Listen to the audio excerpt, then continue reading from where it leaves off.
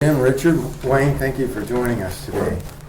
You gentlemen had an important meeting in Orlando last week with representatives of the Florida Municipal Power Agency, and I hope we could meet today to talk about how that conversation went. Yesterday, the meeting summary notes were released to the public, and people have been reading those.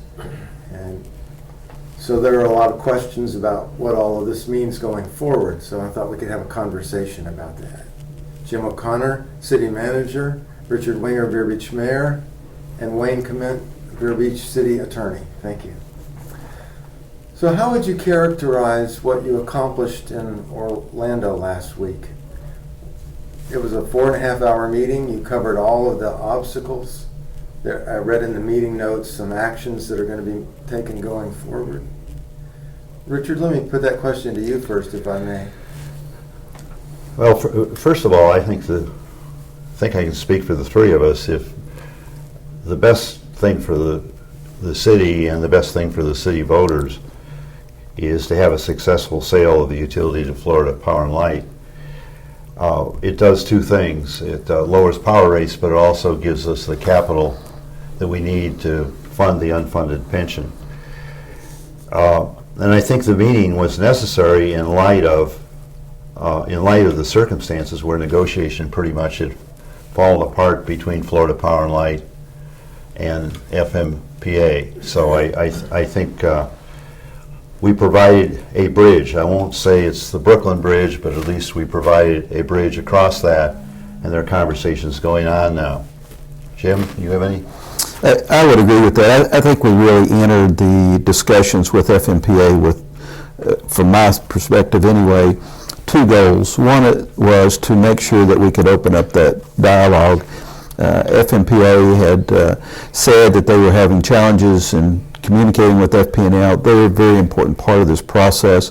What we received from FMPA is that they would deal professionally and would work with FP&L on those elements that FP&L is directly involved in. And that one of those is the continuing liability exposure, as was indicated in their council's letter to FP&L. The other thing is, a goal was to try to quantify it. Until we get the issues really quantified and know what the dollar amount is and what we have going forward, it's very difficult to work out a contract and get those contracts done. And the mayor is right, we have the paperwork that has to be done and the way the contracts are written, and we have to get the waivers from the board of directors as well as the 20 cities involved. But in order to do that and to reach the FMPA request of no risk, we have to understand what is the value of that so-called no risk. And we broke it down, fortunately, into two areas. One is the stranded cost. That deals with our contract with the all requirements proposal. They were able to give us two of the elements and give us quantifiable numbers. One was the $3.5 million for an environmental, $3.8 for the Taylor swaps. So that gave us at least a number going forward. They have assured us that they will do the same analysis on those other components that they have related directly to the All Requirements project, which included Vero Beach at the time. And if you go back and read the contract, FMPA has the sole right and discretion to do that. Their major objective is to ensure that there is no exposure to the other cities involved in the all requirements if one city like ourselves exit. And under the contract it says they will set the value they think is the risk to the other cities and to FMPA. That is really a non-negotiable number. They just have to show us what elements that they're related to. So that's what we're trying to do. And if we can get the stranded cost element, that is the check that we have to take to the closing table. FMPA by contract receives that check. If one of those elements does not come to fruition, for example, if the Taylor swaps are exchanged at a higher and the interest rates grow higher and it becomes a zero net gain, then we get 90% of our money that we put back on that $3.8 million. And so, but at least we're trying to get to that number that we know we have to take that check to the closing table for the stranded cost. The contingent liability is another area. under our contracts with FMPA, we are tied to both the debt service and the life of the plants. That's the Stanton, Stanton 2, and the St. Lucie plant. By contract, as long as those plants are in play, we are a responsible party, our percentage of that. It was explained to us, and I think satisfactorily, that it's very difficult to quantify that number. An example would be the Crystal River plant that Duke Energy is going through now, and FMPA happens to be a part of that decision-making as well. They established and found a crack in that system. That plant's going to have to be decommissioned. It may be 50 years by the time that plant is actually taken offline and the site cleaned. Under that same scenario, if it happened to either the Stanton 1 or the Stanton plant, Stanton 2 plant, or the St. Lucie plant, again, the responsible party would be the city of Vero Beach. So we understand that it's going to be very difficult, if not impossible, to quantify that. So therefore, we have to have backstops in order to give assurances to FMPA that those costs would be covered. There's three elements to that has been indicated by the Nixon Peabody letter. One is that we will have a contract with OUC to purchase that power. That contract is in place, and so we have that existing. That contract carries with that the responsibility that they have to pay for that power over time. If for some reason OUC fails to honor that contract for some reason, they go out of business or whatever, then it would fall back to the city of Vero Beach. We have no way of getting out of that chain of custody, but what we would do in that particular case is that we would do some type of insurance policy or contract policy. And we've also said we would pledge the revenues from our utility tax and franchise fee as it relates to the collections on the electric revenues themselves. Again, that number would be something that we would negotiate with Florida Power and Light. And then the ultimate backstop would be the Florida Power and Light commitment of their commitment that they would cover any of the remaining liability or exposure. But in this discussions, we do not want to expose the city of Vero Beach and its ad valorem tax or property tax paying to that chain. We would have to have an instrument in place to make that safety net. So those were the areas that we discussed, and I think that we did walk away with the commitment that there will be conversations between Florida Power and Light, the City of Vero Beach, and FMPA. There will also be some conversations between FMPA and OUC because there are contract and transfer contracts that have to be agreed to by FMPA, and that is OUC says they're going to take our power supply contracts, but there has to be a transfer contract that has to be approved by FMPA. FMPA said that they would engage in those conversations with OUC to make sure those contracts are written to the satisfaction of FMPA. So I think the communication line has been reopened, and that was a major issue because without that we could have not gone forward, and we're in the process of quantifying the other issues. Yeah, no, it was in the paper this morning, there are major FMPA obstacles. Actually, in the minutes, there are one or two that I hadn't seen before, but the obstacles go back a long, long, long time. And I think we've made a mistake in not tackling the obstacles, and I think it's very counterproductive for those that say FMPA is putting up obstacles or the same things that have been out there with one or two small exceptions since 2007. You know, in the long run, we're going to have their cooperation, and we have to have the cooperation of OUC and Florida Power and Light. I specifically, personally, asked Nick, who's the top man at FMPA, to contact personally Mr. Forrest at Florida Power and Light.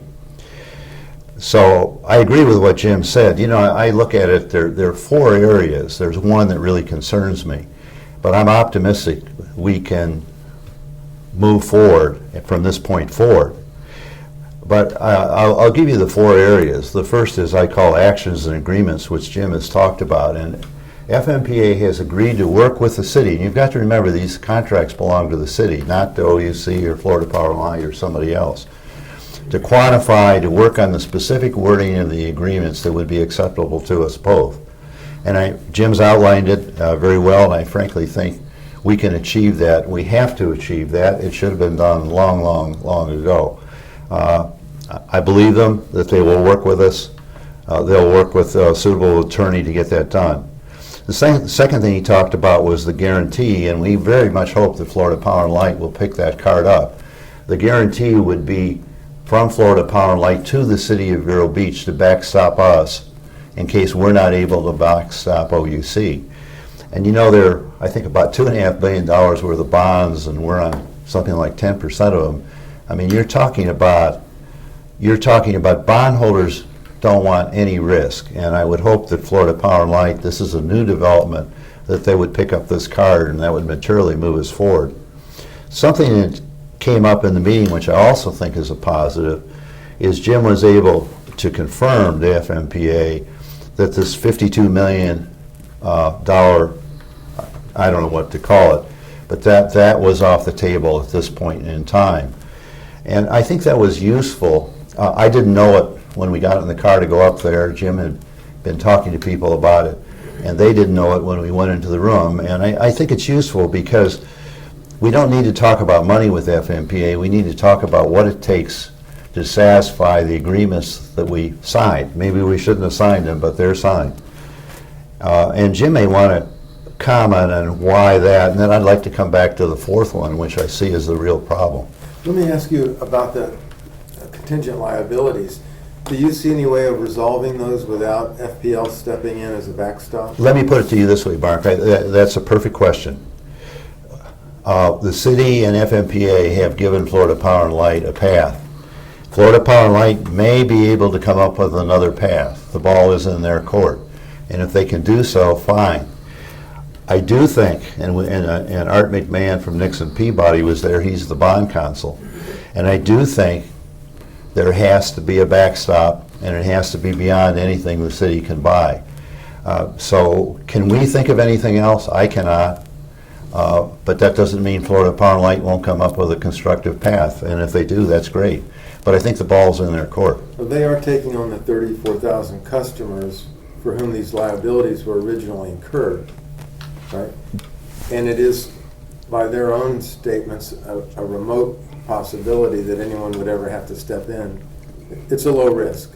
Well, it's not remote. It's very, very, very. I mean, you can't put varies together, but right. There you go. I mean, the odds of it happening. But in the world of bonds, there was an issue. There was an outfit in California very similar to FMPA, as a matter of fact. And the layer paperwork, they told us was structured to prevent that from ever happening in Florida, called Whoops.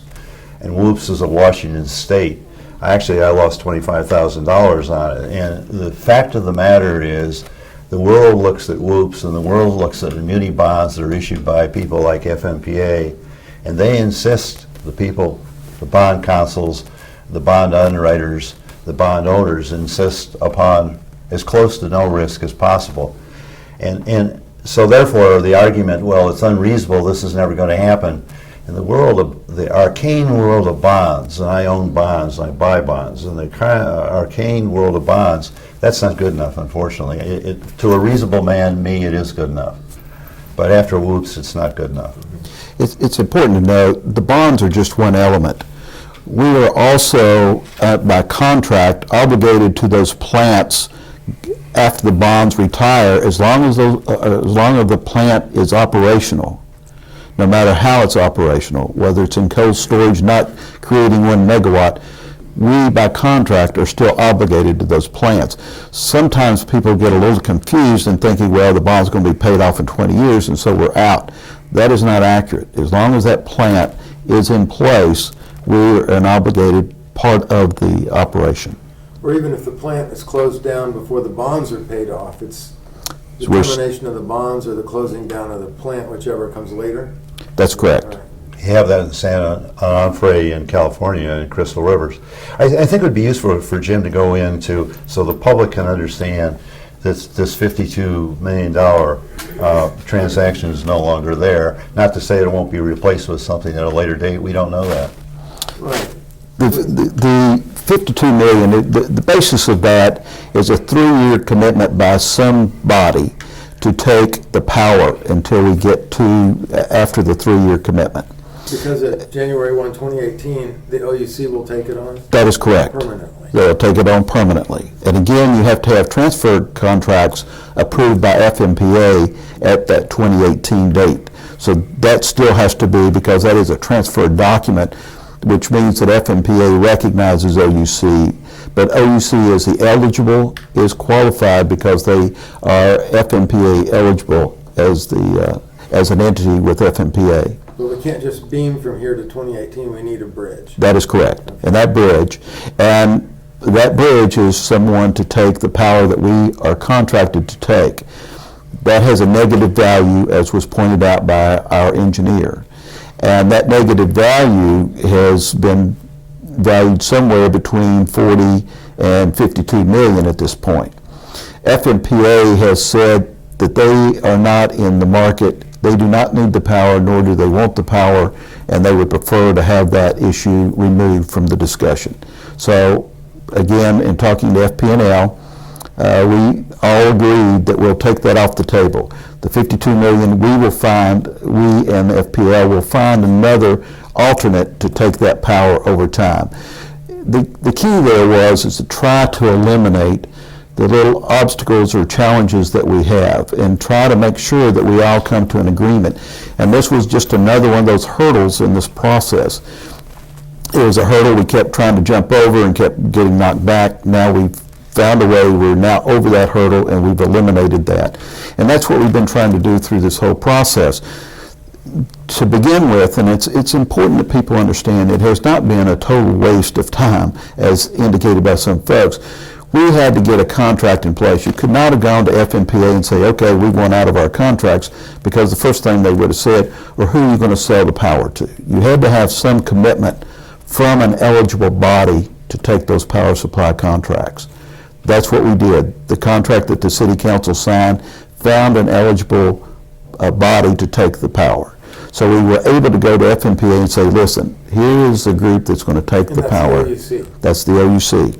And FMPA told us right from the first meeting, it has to be a qualified municipal utility that could be a member of FMPA or is a member of FMPA. Because Jacksonville, as an example, is not a member of FMPA, but they would be an eligible body, assuming that FMPA agreed with the transfer contracts of transferring of that power. And so we had to get that contract in place in order to go and start the discussions and look at the other issues that we have to address. FMPA again told us right at the beginning, this is a zero-risk discussion as far as they're concerned. They want zero risk on any of their cities and on FMPA as a body. They made it very clear. So we've been trying to get across these issues, understanding that zero risk has got to stay in place. And in order to get the 20 waivers that we know we have to have, we're going to have to go to each one of those cities and say, listen, this is zero risk to you. We have crossed these hurdles. We would like to have your support. Yeah, so that's not 20 different waivers, but the same waiver from 20 different cities. That is correct. Right. And we have every reason to believe that the waivers, FMPA will help us with suitable wording and all that is required and help us set up appointments and all that sort of thing. When I talked about the four things, the actions and agreements, the $52 million being off the table, the guarantee, there was really progress made in those three. And we have to finish what we have to finish on the guarantee and the various actions we have to take, quantification, agreements, and so on, before we can really do the waivers. In other words, everything has to be in place. It has always been that the waivers are the hardest part. Now, if FPL cannot take Vero Beach's power before January 1, 2018, and if the FMPA is not going to absorb that power for $52 million plus the conditions that were put on the offer, what are the alternatives? Alternatives is OUC, which has always been a viable alternative. The other is Jacksonville could be another alternative if something could be worked out. Another one would be Lakeland. I mean, Gainesville. Gainesville's got some challenges now. But the key is it has to be an eligible body. We understand that, and our commitment to, with the help of FP&L, to FMPA is that we will find an option. Don't worry about those 3 years, we'll take care of that. I'm thinking about some numbers I saw yesterday. It could be that the power from these 3 FMPA projects would be less expensive than what Gainesville has right now. They've got some real rate issues. They did, and they went to a renewable energy, and they did it in very good faith. And again, in the power utility business, many decisions are made based on not only the capturing of lower rates, which I know is what's driving most everything today, but in the past there were environmental concerns. Gainesville made a decision on renewable energy based on environmental issues. They now have changed and started looking, well, how much is this actually going to cost? And so it was like the city of Vero Beach. We made a decision several years ago. We wanted to lock up capacity adequate enough to serve our customers going forward. And that decision was made in a period of time where the economy was booming and the supply was not as great as demand, and so we locked up that capacity.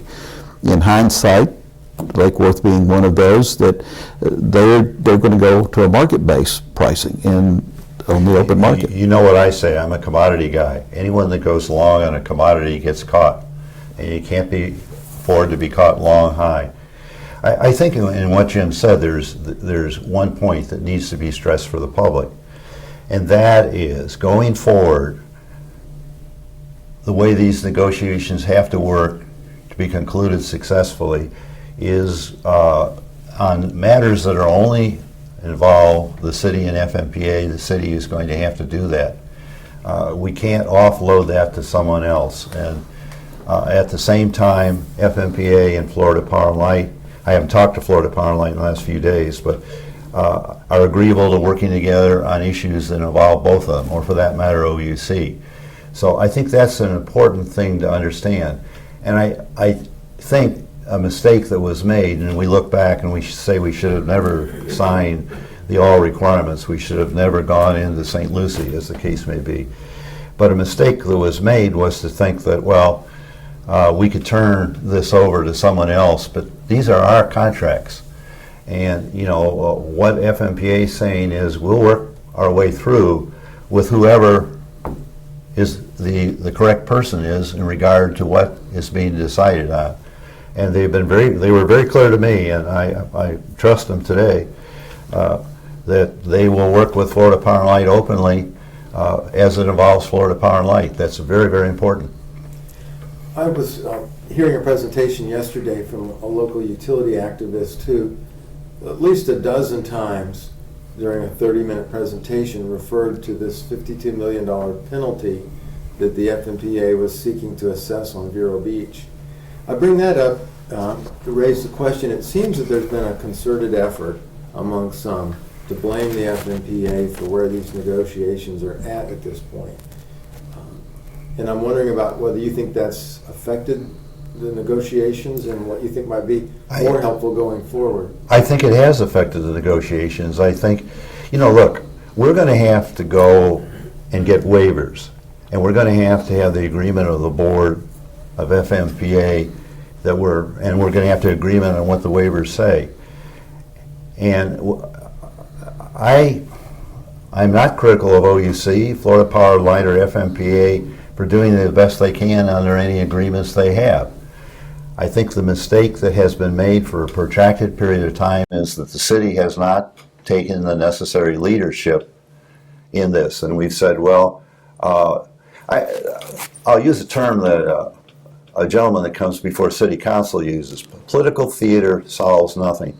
It may in Crimea, but the contracts say what the contracts say, and they are well-founded in Florida law and in constitutional law. And the reality of it is there are routes to accomplish what we want. And we simply must do that. Our mistake is thinking that we can politicize this and get a useful solution. And I, for one, am thankful that I'm in Vero Beach, Florida, not Crimea, where we have to deal with what is in contract and what is in law that way rather than other ways. And I think it's been counterproductive. I think we're going to have to go to these 19 other cities. We're the 20th, of course, and I've got 5 votes there to grant a waiver. But we're going to have to go to them, and to cast people in bad lights when you have to ask favors of them, I don't think is useful. But I don't know. That's not where I come from. Well, beyond that, is it true that that's anything but a penalty? What? Is it inaccurate to characterize that $52 million number as a penalty? There is no $52 million number. It's gone. Well, it No was matter what the number is. Let's say the number's 41. Right. It really is not a penalty. It is the additional cost of absorbing that power over that period of time based on what the market pricing would be during that period. And that's an estimated cost to do that. Right. That's about 38 megawatts. 38 megawatts. And if FPL was willing to, if FPL was willing to pay the FMPA $52 million to absorb that power for up to 3 years, then they can possibly negotiate with Jacksonville or Orlando. Or any other municipal utility to take it, yes. So that's the short-term power supply issue that needs to be resolved to get us to January 1, 2018. You've discussed the contingent liabilities and how those might need to be backstopped by FPL. You've discussed the stranded costs and how those numbers can be quantified and how the city will need to make an upfront payment and may be reimbursed for whatever costs are not actually incurred. Correct. And aside from any political debate about whether that amount should be paid, if it is paid, then we can move forward. That's correct. The fourth issue is the city's withdrawal date from the All Requirements project. That's one of the waivers that would... That is correct. And you have a sense that there could be some agreement on that? Well, we would be faced with going to Fort Pierce as an example with 2 waivers. One to waive the date and one to give us a waiver to exit the various contracts. So there'd be 2 waivers. They may not come out the same way, I don't know. But it's certainly something that we can work on and we can have hopes for. It is what it is. In my opinion, I think if we wrote the check to cover those stranded costs, it'd be much easier to get that waiver than the next waiver that we're asking for, which is the long-term exit. Because in both of those cases, every city's going to have to feel very comfortable. In one case, with the All Requirements, we're writing a check. So it's easy to say that we feel very secure because we got your money in our bank. On the other one, it's a series of contracts. The city and FPL signed a contract in February 2013 that allowed for a closing as late as January 1, 2016. And yet there was recent conversation about, and even pressure, to get this deal done by January 1, 2015. And yet the contract on the table allows for a closing as late as December 31st, right? Which is 3 months after the city's latest date for leaving the All Requirements project. So what's the worst case scenario, that the deal closes in late 2016? And does that bring an end to Western civilization? I mean, what's the issue with having to wait that long, given a contract was negotiated to allow for that?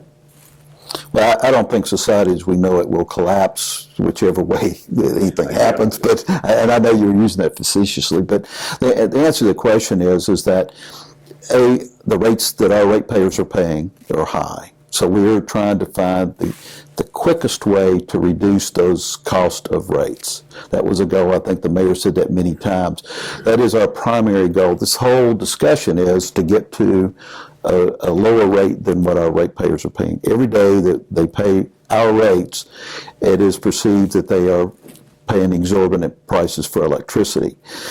So we were trying to set goals. The January the 1st, 2015 was a goal. The theory is if you don't set some dates out there, then it just goes and becomes protracted. So we set something, and it obviously set expectations, which was the real challenge and the negative.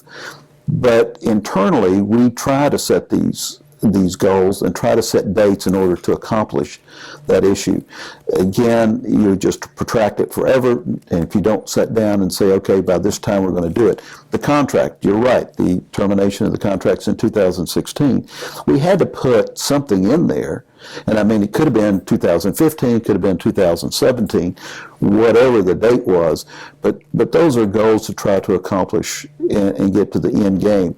But every day that we could reduce that 2016 date means a savings to people paying their electric rates. You know, this comment, we are going to be able to bring down rates over a fairly, it won't be a short period of time, but over the next year appreciably, but we won't get down to Florida Power and Light rates, I don't think, in the foreseeable future. You know, we have disadvantaged contracts with FMPA, and I'm not in any way critical of OUC, but OUC also. So there you go.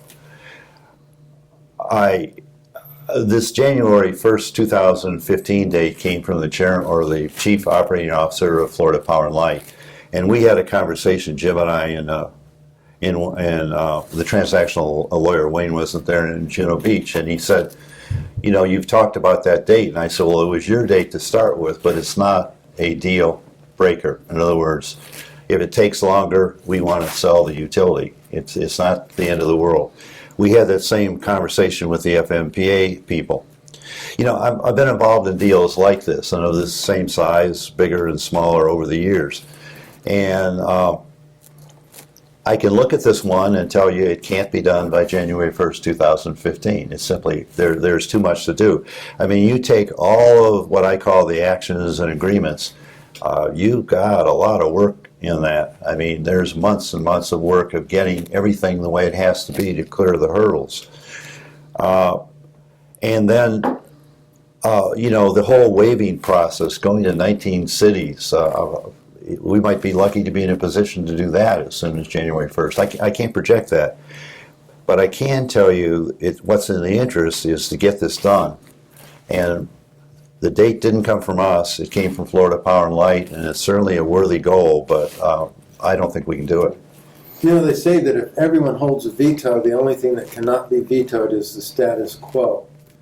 So I raised that in the question of what do you think the prospects are of getting unanimous approval for the two waivers?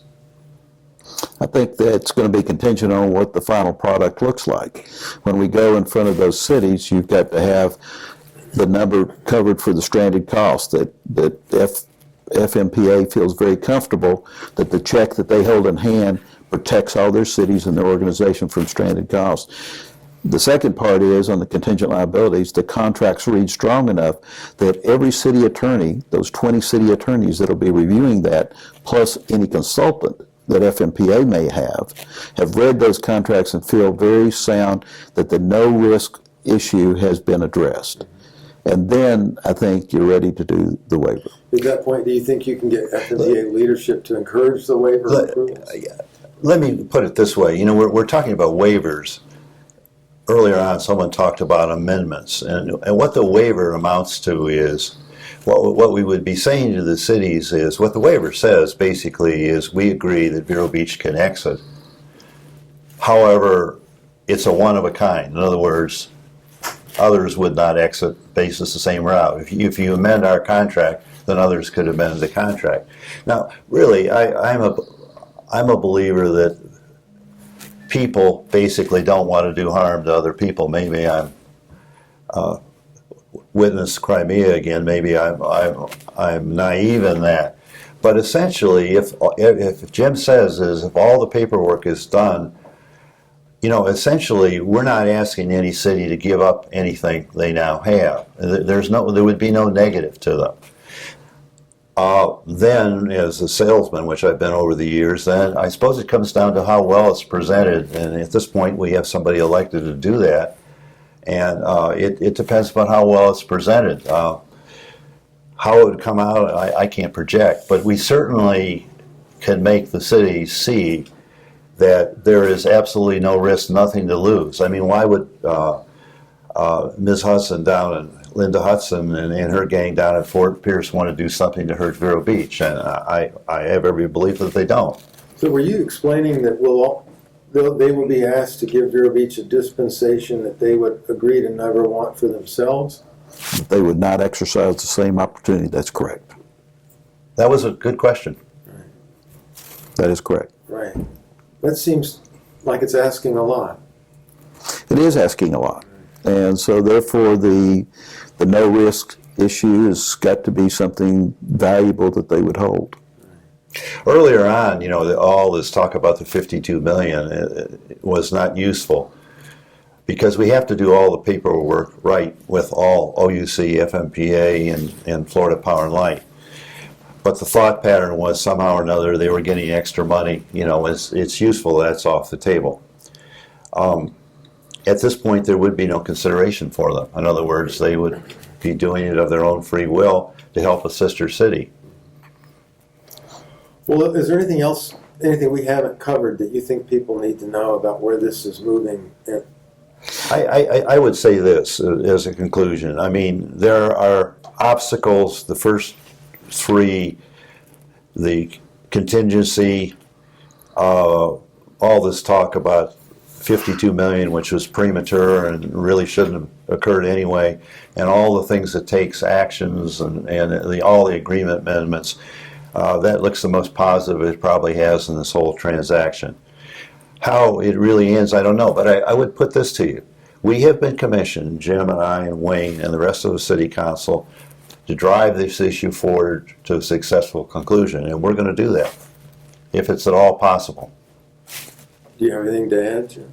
No, I think that's pretty accurate. The challenge that we've been given, and I think from the council, is to do the best we can to pull this contract together and bring it. And to this point, we have not seen an insurmountable part of that. It's the challenge.